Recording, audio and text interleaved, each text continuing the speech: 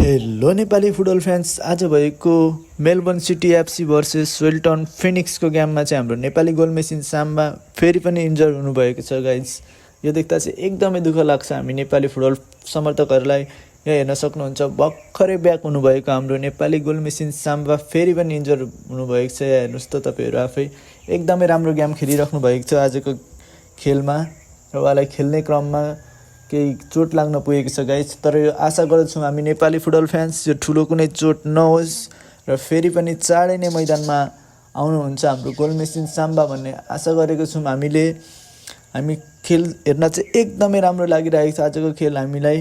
हाम्रो नेपाली प्लेयर फेरि पनि ब्याक भएर खेलेको देख्दा खुसी भइरहेको थियौँ। फेरि अलिकति भए पनि हामीमा दुःख आएको छ र आशा गर्दछौँ यो ठुलो चोट नहोस् र फेरि अब आउने गेममा फेरि हाम्रो साम्बालाई देखौँ भन्ने चाहना छ सबै नेपाली फ्यान्सको तर्फबाट। चाँडै नै राम्रो होस्। जय नेपाल।